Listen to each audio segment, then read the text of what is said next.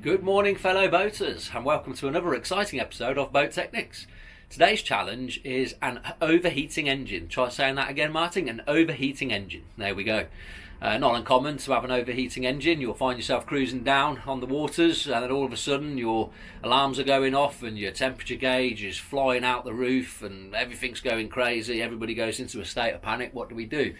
I thought I'd make a little video on this, try and address the situation in hopefully what might be a little bit more revealing detail to a lot of people out there should you find yourself having this problem. I've seen a lot of videos where people tend to get into the habit of going directly to the thermostat. The thermostat is a mechanical item, and sure as eggs are eggs, it does fail, but commonly they're quite robust pieces of kit and most of the time aren't really the cause of the problem. Normally the cause of the problem is ironically the simplest of solutions. So if you ever get a manual for your engine, whether it's a Lister, Perkins, Beta, Isuzu, Canal Line, list goes on, generally on the inland waters an overheating engine is roughly the same solution for all types of engine. Obviously there are two systems on a boat. Usually you have keel cooled, which is where your boat will have skin tank, and that is a contained coolant system from the engine to the hull. And then you also have what they call a raw water, which where the water is sucked in from the outside external side of the boat, flushed around the engine, and then expelled back overboard, back into the canal or river or ocean if you're on those waters.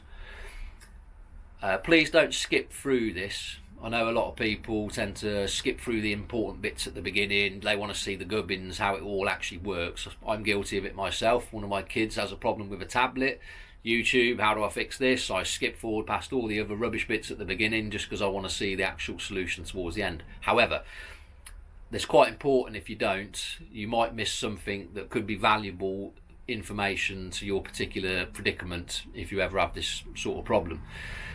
If you get your manual and you open it, I've even made a few notes because that's the kind of guy I am, and I'm going to read you the sort of diagnosis in your manual, I'm assuming, that would come up with something as such. And I know this because I read a manual a couple of months ago with another situation very similar. Might not be the same for all manuals for all different engines, but possible causes of overheating on your boat are unvented airing system. It is necessary to remove the air from the skin tanks and associated pipework.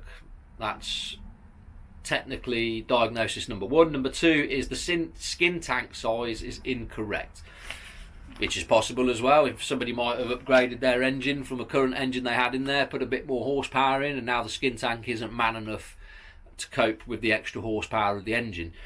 But if it's the original engine in the boat and the skin tank, etc., then I'm sure the math, because obviously there is an equation for the size of skin tank that you need for your engine, but I'm sure when they put the engine in, the math was done correctly and the skin tank is adequate. So if you eliminate both of those causes, then you're still left with an overheating problem. Then this is where my little checklist would come in, because it's never as easy as it is. Let's face it, we're in the real world on a boat, and boats don't like behaving themselves. So we also have now, my diagnosis is, let's go with the simplest one. Check the propeller. If you can check your propeller, go down into your weed hatch, and for those that are novices, a weed hatch is the access panel that you remove to clear the fouled debris around your propeller, thus preventing it from spinning freely in the water. Now this will actually create an overheated engine, because if your propeller is fouled up and it's not able to move freely through the water, then it will actually labour the engine, which will make it work harder, which in turn will get the engine hotter. So let's check that first. Check the propeller is free from debris. Could have a rope round it, could be a mattress if you're in the canal network. I've had that before, car tyres especially. I've even had a pool table, would you believe. Second one, leaky pipes. Have a little goose around your engine, see if there's any puddles of coolant that have collected in corners. You're looking for quite a substantial amount though, because if you've just got a little weep or a little drip, that's not really going to create an overheating problem.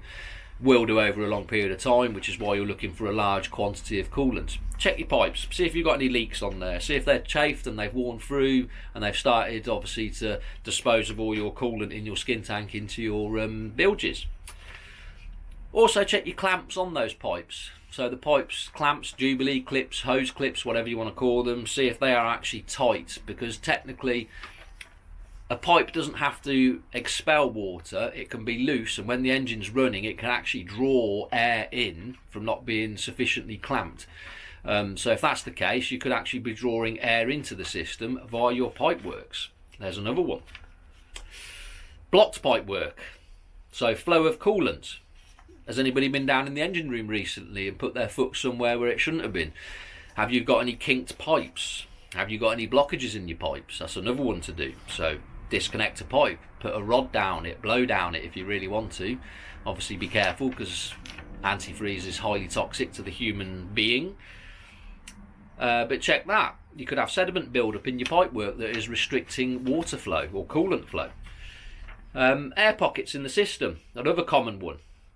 Generally, when an engine runs, eventually it will, an old diesel engine, when it starts working really hard, it will eventually burn off some of its coolant. If you've allowed the coolant to drop too low and then noticed, and then added more coolant into the header tank, you could have technically trapped air into the system. So yet again, there could be an air bubble going around the system, and when it finds a particular spot that the engine doesn't like, normally around the coolant pump, which we'll show in a moment, it will obviously not pump the water around the system. So they're kind of like the general basics that you can check as an individual. Should you find yourself on the canal, check you got enough coolant in the engine, check over your propeller shaft, the propeller itself, even through your weed hatch, check your pipes, see if you've sprung a leak, check your header tank on your engine, is it sufficiently topped up. There is another one you can check, which is, he says, let me have a little flick through my book, and that is the oil on your engine. You can dip the oil on the dipstick and see if you've got sufficient oil in the engine, because this can also be a cause of an overheating issue, because oil generally in an engine is designed to cool it down as well as the coolant. If you haven't got a sufficient amount of oil in your engine, then it's going to overheat. So dip the oil dipstick, see if you can find any coolant, any oil. See if the oil levels are at an adequate level. They're actually meant to be doing what they're doing. Now, this is also another common one, because oil and coolant can also be on the same system. And you're thinking, well, how can the two be joined? Because surely oil is separate from coolant. It is. But oil also needs to be cooled via the coolant. And to do this, it runs through something called an oil cooler, which is that. So this is a coolant pipe. On the other side of this brass shaft you can see here, there's another coolant fitting. And there's the pipe going back to the engine. So what happens is through here, oil passes. And then the coolant from the engine goes round that oil inside and cools the oil to prevent the oil from getting too hot. And you're thinking, well, how does that mix oil and water or coolant together? And I'm going to show you right now. So, oh, look at that trusty piece of paper, how convenient. So if you look at that tube, if you were to cut that tube open, and we're going to do this, there we go, let's put a magnet on it. So if you were to cut that tube open, inside there's a round cylinder, and in that cylinder you've got loads of tiny little tubes like so. It looks a little bit like a honeycomb that you would get in a bee farm, as an example. Now what happens is oil is in all of this bit, all around here, like so. Yeah, you following me? So all that is full of oil. Now these tubes that you can see are where the coolant from the engine pass through. So if you were to look at it from another perspective, let's do it a little bit here. There's your tube, like so. All that would be full of oil, bar these tubes. And as the coolant passes through here, it comes out all of these tubes individually, which in turn cools the oil down out around the outside of these little tubes and allows the water to pass. Now, If those little tubes get blocked, if they suddenly become then that's going to reduce the amount of coolant that's flowing around the system. I've had it before where I've taken the end of the caps off that system, these things, and I've disconnected this and I've pulled it out and I've looked down these tubes and probably only one of those is open, and sediment and silt and whatever else over time, most of the time it's from people putting water back into the system and not coolant, and obviously it collects crap from the engine and slowly it surely blocks all these up, and only one's been left open. So you have to get something like a knitting needle. So go around to grandma's house, go and find yourself a knitting needle and get it in there and start ramming out them little tubes. You can even get a pressure washer on it, give it a good old spruce out, but be gentle with the needle, because if you go through one of the tubes then you're going to start mixing the oil with the water. So if you penetrate the wall of that tube and you create a gap, then obviously you're going to mix the two systems together, and that is a no-no. We do not want this. So that's kind of the general overlay. There's quite a lot of information there, and there's also quite a lot of things you can check should you find yourself having another problem. One of the other ones, which is a little bit of a gimmick, is it could be the gauge. The gauge just suddenly could be faulty and it's decided to give up, and it's giving you a reading that the gauge is going off the roof. Give it a tap, give it a wiggle, disconnect the cables, clean them up a bit, put them back on. Go and buy yourself another voltage, temperature gauge, Amazon, whatever, something cheap, just to eliminate that. You could plug it into that one and find out, oh, it's not working. It could also be the temperature sender on the engine. There's another one, tiny little thing that goes into normally where the circulation pump is on the engine, next to the thermostat housing. It could be gone, could be giving you a false signal that's telling you the engine is overheating when it's not. There is also some other variables, there you go, there's a scientific word, and there's also a couple of other variables that could be to consider. And what time of year are you cruising? Now in the summertime, if it's really, really hot and it's cruising to the point where you're putting your hand on the roof of the boat and you're like, wow, you could cook an egg on that, then you could be actually running the engine too hot. So if you were to lift up your deck panels and have a look down there and you could feel a mighty gush of warm air hit you, then what happens is the viscosity of the oil becomes too thin and it can't actually cool the engine down internally, which then starts setting the bells and whistles off. So what you'll probably find is if you pull the boat over, turn the ignition off, leave the hatches open, let some air get in there and let it cool down, next time you turn the key on and run it, you'll probably find the oil's gone back to a more thicker substrate and it'll do its job again. I've been called out to many a boat in the past where they're saying my engine's overheating, and it's because it's well too hot. And now this goes into another topic of what oil to use, 15, 40 and all that kind of jazz. Well, those numbers are for different thicknesses of oil, working temperatures, altitudes. So, you know, people that live up in the mountains don't use the same oil in their cars as they do people more towards sea level, stuff like that. They're all variables that you have to consider. In the winter, if you're cruising through the winter and your engine's overheating, different story, because obviously the water outside the boat is generally freezing cold, and it's going to cool your skin tank down, so then generally you have got a problem. Go back to the previous list, check your propeller, check your chafing on your pipes, etc, etc.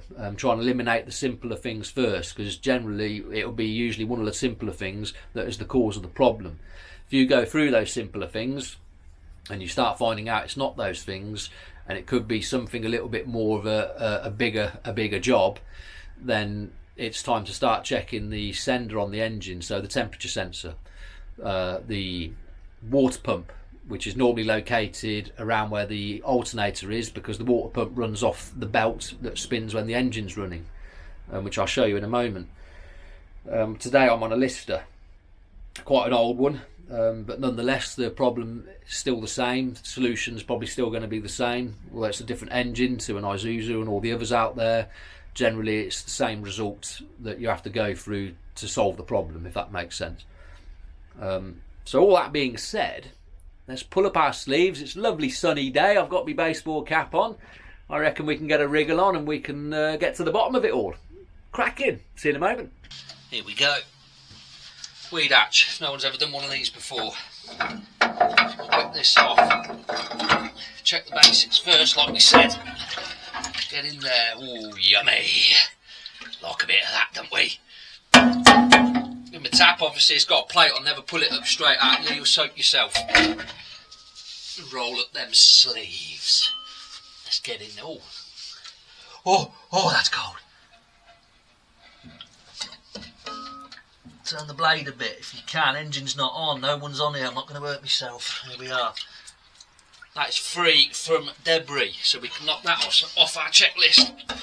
Put your hatch back on.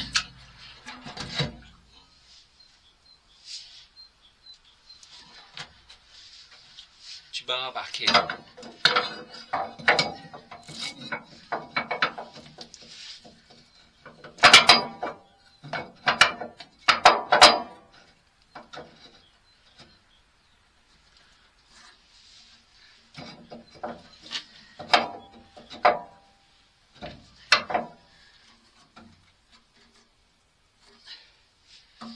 Make sure that's tight before we run engine up. We've put a bit more water in our header tank, because obviously we want a bit more weight to actually push the fluid down into the engine room. The only downside we've got on this one is our skin tank bleed points look pretty old and worn. If you can see that. So we need to try and crack him open without actually damaging anything, because if we do, then we're in a world of pain when we put it back together. Check the oil. Have we got a sufficient amount in there? Yes, we have. So we can knock that off our checklist. As we said a moment ago about the coolant pump. So, got my torch, see if we can shine all those. It's a very sunny day. We still need a little bit of light in the darker places, in the dungeons. Alternator, belt goes round there. This is the water pump. So if you were to go all the way in there now, that is actually the water pump to the engine. So as the engine spins, in turn it spins this belt and then cools the water, or sends it round the engine to be cooled. There's the thermostat on this one. So same again, could undo these bolts, lift that up should we ever need to get there. Generally they're all roughly in the same place. All engines have the water pump, the coolant pump, and then or circulation pump as it is also called, and then the thermostat next to it. So they're generally pretty much close. Now, as we said earlier about the sensor, where's the sensor? There's the sensor on this particular lister. There we are. You see yet again, not too far away from the thermostat. So we could obviously check that as well. That's another one. Might be in a different place on your engine, depending which one you got. Same thing with the oil cooler, what we mentioned earlier. How have I got that wrapped around there? There we go. So the oil cooler, which is this, on this engine, it's there. On yours, could be that side, down that way somewhere. Might even be down that side. Same thing, different location. Bloody marvellous. Right. So here we are on the bleed nipple for the skin tank. It's quite an old boat, it's quite a lot of water residue, it's bubbled up the paintwork over the years. We're going to try and do this as gently as we can, without obviously causing any damage. If it doesn't undo, spray it with some WD-40 and leave it. Don't try and force it, otherwise you could be in the problem. Oh, look at that. The gods are on my side. Look at the Irish. So we're just going to open him up, see if we hear a hiss.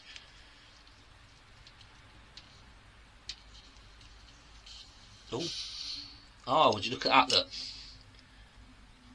There should be water flying out of that now. So instantly we've got air in the system. Oh, there we go. Bled that. Tank dropped about 2 inches. I waited for about 15 minutes.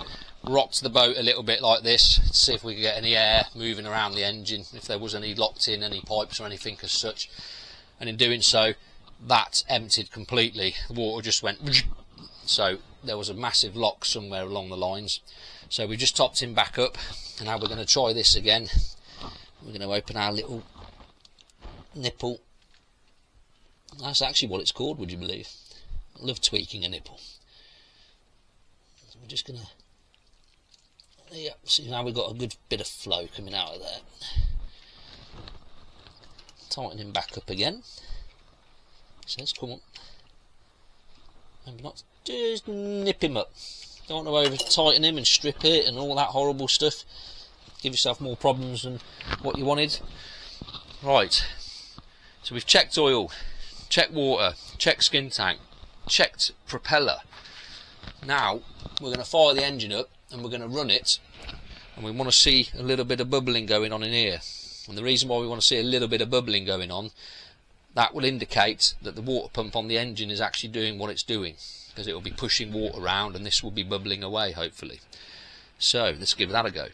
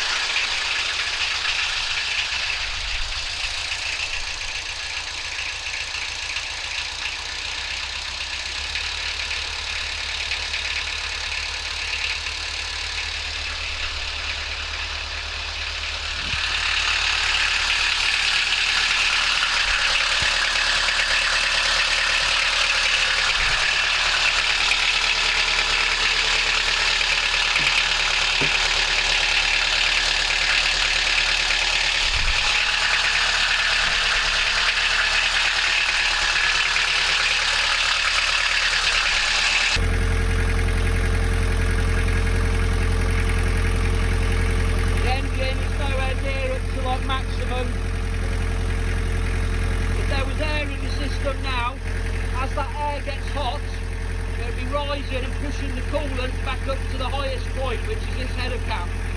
If you can just see, you can just make out the water level is still well here. It's bubbling around that zone.